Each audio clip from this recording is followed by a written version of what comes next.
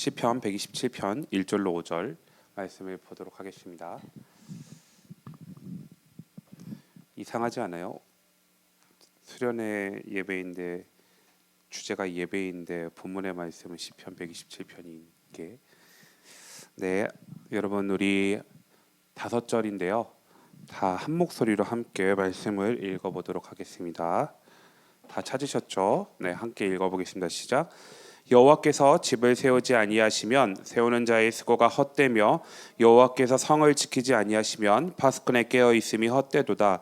너희가 일찍이 일어나고 늦게 누우며 수고의 떡을 먹음이 헛되도다. 그러므로 여호와께서 그의 사랑하시는 자에게는 잠을 주시는도다. 보라, 자식들은 여호와의 기업이요 태의 열매는 그의 상급이로다. 젊은 자의 자식은 장사의 수중의 화살 같으니 이것이 그의 화살통에 가득한 자는 복되도다. 그들이 성문에서 그들의 원수와 담판할 때에 수치를 당하지 아니하리로다. 아멘. 말씀의 제목은 지키다 세우다 있다입니다. 지키다 세우다 있다 라는 제목인데, 여러분 지금 127편을 우리 함께 읽었잖아요. 어떤 내용을 다루고 있는 성경 같아요? 주제가? 네, 말씀 읽는데 집중해서 어떤 주제인 것 같아요? 회장님, 주제는 가정이죠. 가정. 우리의 수련회의 주제는 예배인데 웬 가정이라고 아마 생각이 들었을 거예요. 여러분 우리가 금요일 날 오후에 큐티 특강을 하면서 다뤘던 본문 기억하세요? 요한복음 4장 1절부터 24절까지 예수님께서 수가성 여인을 찾아가셔서 만났고, 예수님과의 그 대화 속에서 예수님께서 여인에게 가르쳐주고자 하셨던 그 한 가지 무엇이었냐면 영과 진리로 하나님을 예배하는 것. 영과 진리로 예배하는 것이 무엇인지에 대해서 다뤘어요. 그리고 어제는 우리가 합리적인 예배가 무엇인지 다뤘어요. 영과 진리로 예배하는 건 시간과 장소에 구애를 받지 않고 어디서나 언제나 하나님을 예배하는 것이다라고 말씀을 드렸죠. 그렇게 또한 우리는 정해진 시간에 하나님 앞에 예배하는 그 순간 가운데 예배 자리에 참석하지만 또 성경이 하나님의 말씀이 우리에게 요구하는 바는 뭐냐면 합리적인 예배, 일상에서의 예배, 예배의 현장과 삶이 분리되지 않는 일상에서의 예배라고 말씀을 드렸어요. 그리고 그 일상에서의 예배의 실천적인 모습이 두 가지로 나타나는데, 첫 번째는 여러분들이 회사 직장 생활을 하면서 어떻게 합리적인 예배를 드릴 것인가, 그리고 또 하나의 모습은 여러분들이 주로 머물고 있는 가정에서 어떻게 하나님 앞에 합리적인 예배할 것인가. 이 두 가지 포인트 중에서 오늘은 가정에서의 모습을 좀 살펴보도록 하겠습니다. 그리고 또한 오늘 말씀처럼 여러분들 혹시 나는 비혼주의자다 있어요? 없어요? 네, 없죠. 네, 다 결혼을 하실 거잖아요. 가정을 이루고자 하실 때 오늘 말씀을 꼭 기억하시고 가정에서의 합리적인 예배가 어떤 부분인지 오늘 말씀을 통해서 하나님의 은혜를 나눴으면 좋겠습니다. 제가 그 연애를 할 때 그 만났던 친구에게 이런 이야기를 들은 적이 있어요. 어떤 이야기를 들었냐면, 왜 오빠는 나를 안 챙겨줘? 라는 이야기를 많이 들었어요. 주로 언제 이런 얘기를 들었냐면 같이 뭔가를 맛집을 가서 맛있는 걸 먹을 때요. 맛있는 걸 먹을 때 저도 인지하지 못했던 모습이 있더라고요. 그게 뭐냐면 맛있는 게 나오면 그냥 덜어서 나만 먹고 있었던 모습이 있었던 거예요. 원래는 모르겠어요. 다정한 건지 아니면 원래 자연스러운 건지 모르겠는데, 맛있는 게 음식이 나오면 그게 막 덜어주잖아요. 먼저 챙겨주고 이거 먹어봐 저거 먹어봐 하고 막 챙겨주잖아요.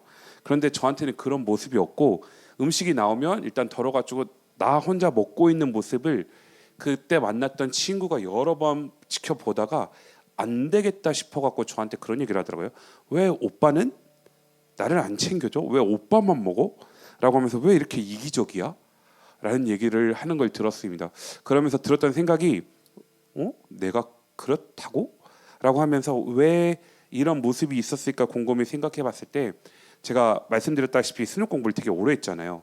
한 10년 가까이 혼자 먹고 혼자 자고 혼자 생활하다 보니까 그냥 날마다 혼자 나의 삶을 책임지고 그냥 내가 하고 싶을 때 하는 거에 너무나 익숙해져 있었던 패턴이 나도 모르게 몸의 습관으로 배어 있더라고요. 그래서 누군가와 밥 먹을 때 아니면 그때 만났던 여자친구와 밥 먹을 때도 그냥 나만 챙기는 모습이 자연스럽게 나왔던 모습들이 너무나 익숙해져서 이게 상대를 챙겨야 된다라는 생각도 하지 못한 채 그냥 저만 먹고 있는 모습을 보고 깜짝 놀랐습니다. 나 혼자 생활했고 혼자 밥 먹고 혼자 원하는 시간에 움직였고 혼자 공부했기 때문에 심지어 공부할 때도 다른 사람과 같이 있으면 방해돼서 친한 사람들을 만들지 않았습니다. 왜냐하면 공부하다가 힘들면 너 힘드냐 나도 힘들다 그래 우리 커피 한잔 할까 우리 뭐 차 한잔 마실까 아이스크림 하나 먹을까 하면서 시간 뺏기는 게 너무 아까워가지고 그런 것도 안 하려고 혼자 생활하다 보니까 모든 게 다 그냥 나의 삶을 챙기는 게 그게 그냥 익숙해져 있었던 모습을 발견하면서 화들짝 놀랐던 적이 있습니다.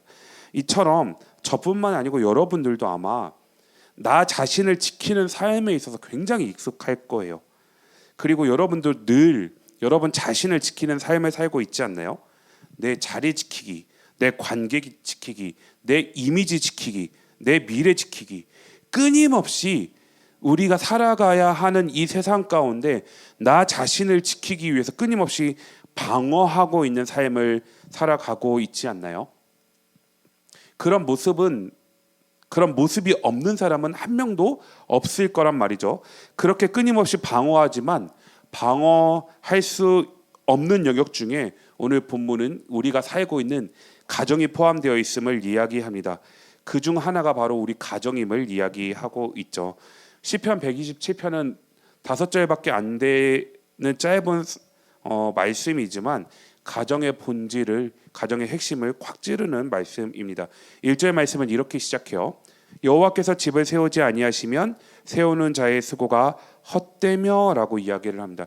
여러분 볼펜을 가지고 계시면 성경에 동그라미를 한번 쳐볼까요? 어디에 칠 거냐면 세우지에다가 동그라미 한번 쳐볼게요. 세우지. 그리고 세우는 자까지 동그라미를 한번 쳐볼게요. 세우지 동그라미 세우는 자. 그리고 3절에 어떤 단어를 칠 거냐면 자식들까지 동그라미 3개를 쳐볼게요.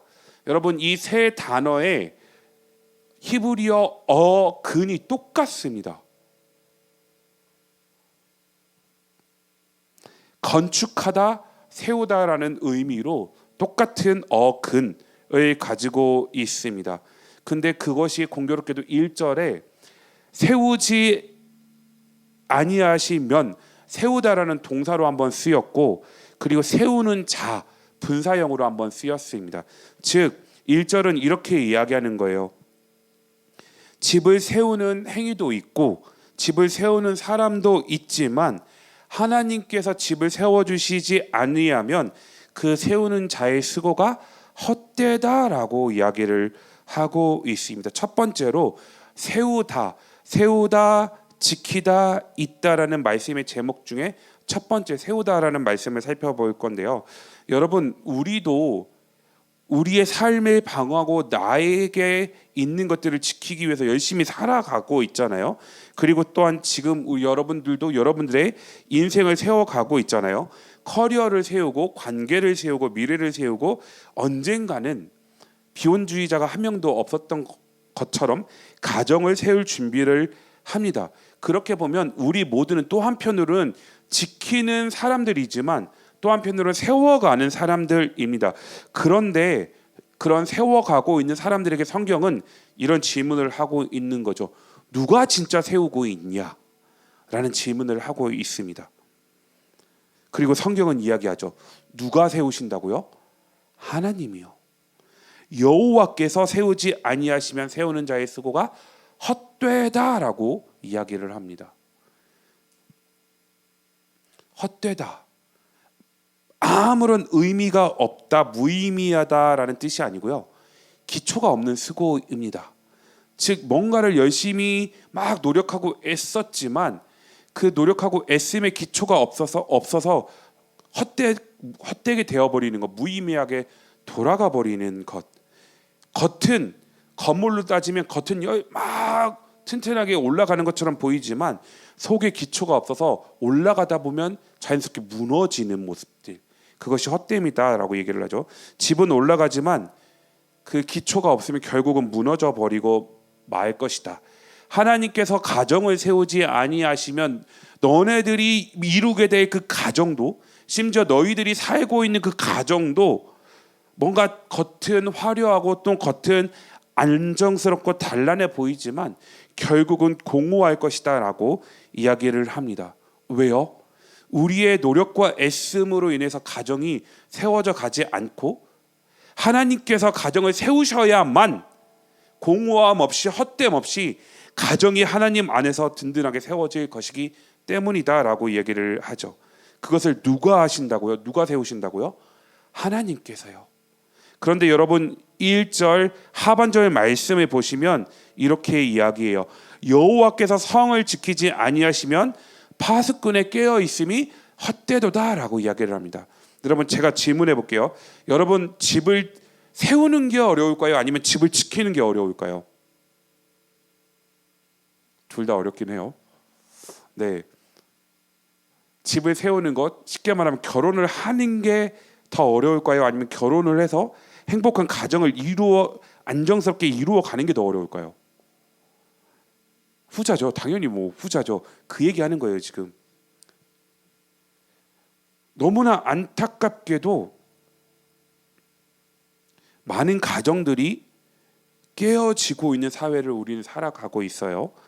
그런 가정 가운데 저마다 가정을 지을 때, 집을 지을 때 저마다 평생 함께 하겠다라고 서약을 하고 약속을 하고 의지를 다지고 사랑하는 마음을 가지고 가정을 꾸리지만 그 가정이 때로는 여러 가지 이유에 의해서 끝까지 지속되지 못할 때도 많아요.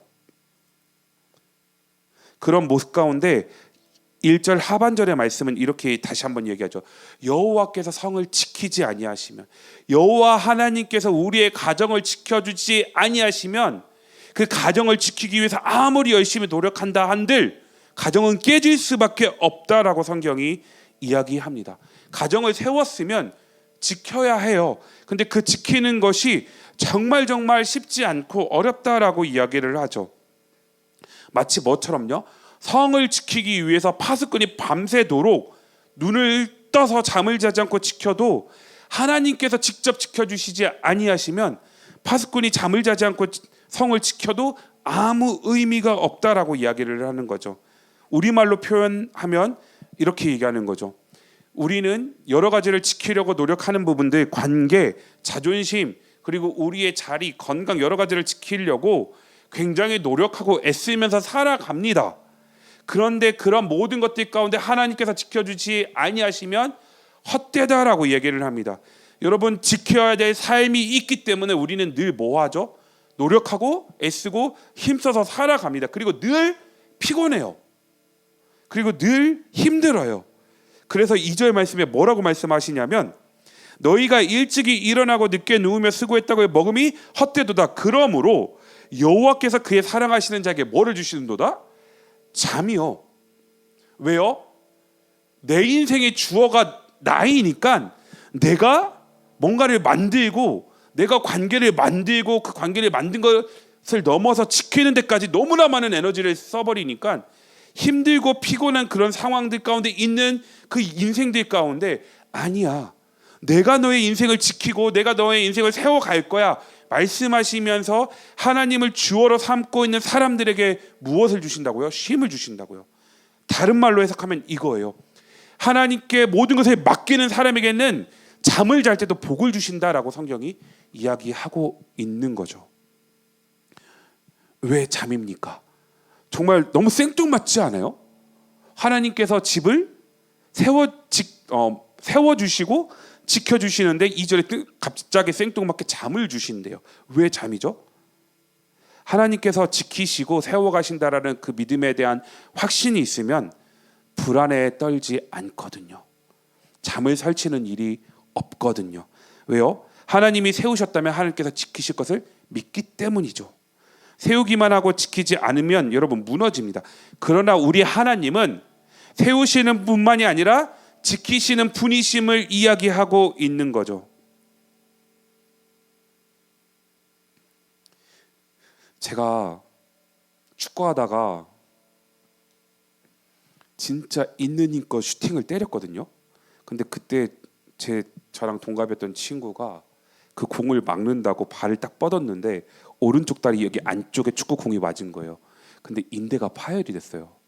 축구공을 맞고 인대가 파열됐는데 그날 2시간을 축구했거든요. 근데 얘가 계속 아프대요. 그래서 제가 뭐라고 했냐면 남자 새끼가 뭐 그런 거 갖고 찔찔 싸고 아프다고 그래 라고 얘기를 하면서 그 소리에 이제 얘도 열이 빡 받쳐가지고 2시간 동안 축구를 하고 막 계속 아프다고 했는데 그때 한강 그 용산 이천동에 있는 거북이 축구장에서 축구하고 그 집이 노량진이었거든요. 하필이면 그날 거기서 또 집에 걸어갔네. 아픈 다리를 이끌고 걸어갔는데 밤에 전화가 온 거예요. 야, 나 지금 병원이야. 왜? 나 다리가 너무 아파서 119 불러서 병원 갔는데 야씨, 너 때문에 내 십자인대 파열돼가지고 끊어진 상태에서 말려 들어가가지고 큰 수술을 해야 된다라고 연락이 온 거예요. 그날부터 며칠을 잠을 못 잤습니다. 왜냐하면 그러고 나서 처음에는 뭐 공을 맞은 거는 맞지만 자기도 축구를 했고 걸어갔기 때문에 뭐 잘못 과실이 본인한테 더 있다라고 해서 그냥 뭐 그렇게 됐다라고 얘기만 했는데 며칠 뒤에 전화가 오더니 야, 우리 아빠가 그러는데 이거 소송해야 된대. 너 때문에 내 다리 십자인대 끊어졌고 파열돼가지고 지금 수술 받아야 되니까 소송해서 너에게 모든 비용을 다 물어야 된다라고 우리 아빠가 그러시던데? 라고 하면서 그 얘기를 딱 듣는 순간부터 진짜 잠을 못 잤던 것 같아요. 어떡하지? 큰일 났다. 나 열심히 공부하고 있는 줄 아는데 이거 아빠 엄마한테 어떻게 얘기하지? 그래서 결국은 그 친구 이제 수술하고 나서 병문안에 갔다가 병원비가 나올 때쯤에 어느 날 갑자기 학원을 안 가고 아침에 첫 차로 태안을 내려갔습니다. 내려가서 아빠 엄마 식사하시는데 들어가가지고 왔는데 갑자기 학원에 있어야 될 제가 그 아침에 나타났으니까 놀라셨을 거 아니에요. 얘 뭐 사고 쳤구나, 뭐 뭔가 일이 터졌구나 해가지고 나중에 조용히 물어보시더라고요. 무슨 일이야 했더니 이렇게 돼서 이렇게 됐습니다 하고 병원비 100 얼마를 제가 물어줬습니다. 120만 원인가? 그걸 물어주고 했던 기억이 나는데, 여러분, 우리 삶 가운데 내가 감당할 수 없는 큰 일이 터지면 그 일 때문에 사실 잠을 설치는 모습들이 얼마나 많은지 모르겠어요. 관계가 지켜지지 않아도 내가 지키고 있었던 것들이 무너지는 그 순간이 되면 우리는 너무너무나 누구나 다 고통스러워합니다. 그런 순간에도 하나님께서 세우셨으니 지키실 것을 믿는다라는 그 믿음이 있다면 평안하게 잠을 잘 수 있다라고 이야기를 하는 거죠. 그러면서 여러분 3절에 말씀이 뭐라고 얘기를 하냐면 보라, 자식들은 여호와의 기업이요 태의 열매는 그의 상급이다라고 얘기를 해요. 저는 이 1절, 2절, 3절을 보면서 이해가 사실 안 갔어요. 문맥적으로 이해가 안 갔어요. 왜 하나님께서 세우시고 지키시는 이야기를 하는데 갑자기 자식 이야기가 나오지? 왜? 라고 생각을 해봤을 때 집이라는 단어의 그 의미가 좀 숨어 있습니다. 여기서 말하는 집이라는 이 단어에 어떤 의미도 있냐면 가정, 가문, 왕조라는 의미도 들어가 있습니다. 즉 하나님께서 집을 세우신다라는 의미가 무엇이냐면 우리 실제로 건물뿐만이 아니고 우리 가정을 세우신다라는 의미도 들어가 있고요. 우리 가문도 들어가 있어요. 가문을 세우신다는 의미도 있고 우리의 왕조를 세우신다라는 의미도 들어가 있어요. 그런 결에서 보면 하나님께서 우리의 가문을 세우시고 지켜주시면 그 열매가 뭐예요? 자녀들이다라고 성경이 이야기하는 거예요. 자녀요.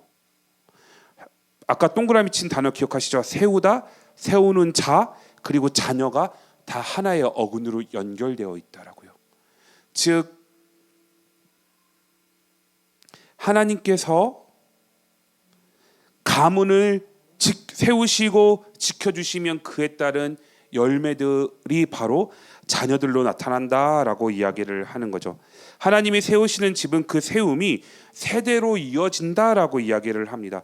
가정은 단순한 건물이 아니고 하나님의 세움이 다음 세대로 연결되는 구조다라고 이야기를 하는 거죠. 그리고 이렇게 자식들이 많은 사람들의 집은 어떤 모습이라고요? 여호와의 기업, 여호와의 유산이래요. 그리고 그의 열매는 그의 상급이다라고 얘기를 해요.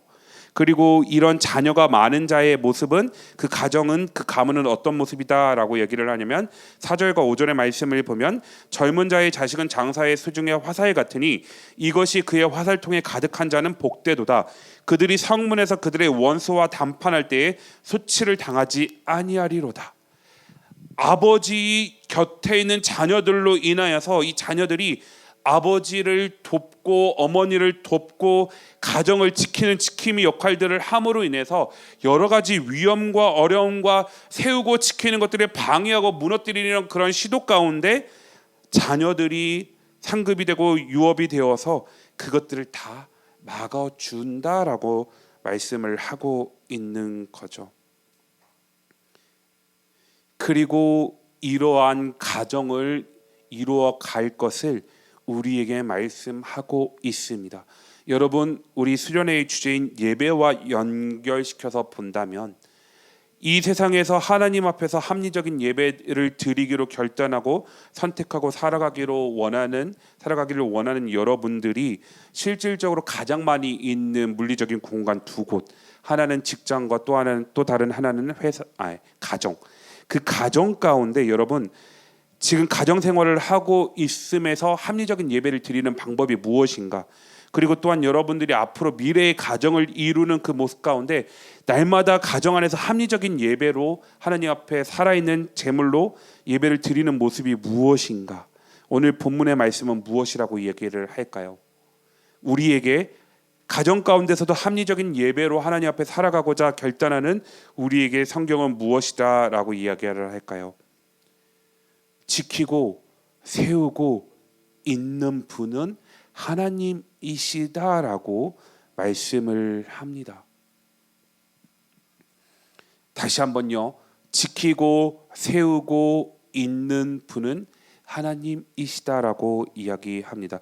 세우시는 분도 하나님이시고 지키시는 분도 하나님이시고 가문을 이어가게 하시는 분도 하나님이시다라고 이야기합니다. 그런데 하나님이 세우지 아니하시면 우리의 노력과 애씀은 헛수고가 된다라고 이야기를 하죠. 하나님이 지키지 않으면 여러분 불안함이 연속됩니다. 하나님이 이어주지 않으면 단절이 올 수밖에 없습니다. 여러분 우리가 살아가고 있는 가정 가운데 그리고 앞으로 이루어갈 가정 가운데 꼭 기억하시길 부탁드립니다. 가정의 주인은 남편도 아니고 나도 아니고 아내도 아니고 자녀도 아니고 하나님이시라는 걸요. 하나님이시라는 것을 기억해야 하나님 앞에서 날마다 합리적인 예배로 살아갈 수 있음을 고백합니다. 반주해 주실래요? 여러분, 여러분들이 살고 있는 지금 인생의 시기는 완성된 시기가 아니고요. 세워가는 시기입니다. 그리고 그 세워가는 열심과 노력과 애씀 가운데 이런 질문을 하고 싶습니다. 그 세워가는 주체의 주어가 누구입니까? 여러분 자신입니까? 아니면 여러분들의 인생을 세워가는 그 주어가 그 주체가 하나님이십니까? 그 세움의 주어가 여러분 누구입니까? 혹시 하나님이시더라라고 고백은 하지만 실제 나의 삶 가운데 주어는 여전히 나이지는 않습니까?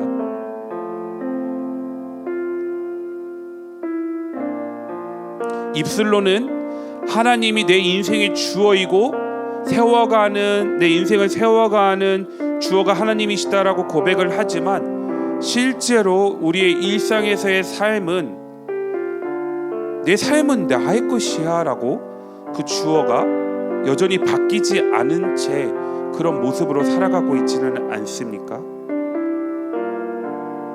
만약에 그렇게 살아가고 있다면 하나님 앞에 살아있는 산 제물로 우리 자신을 드릴 수 없을 겁니다.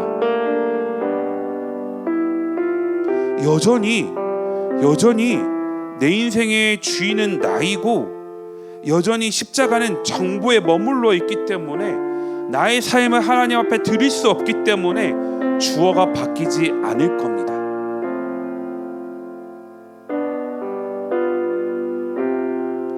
반대로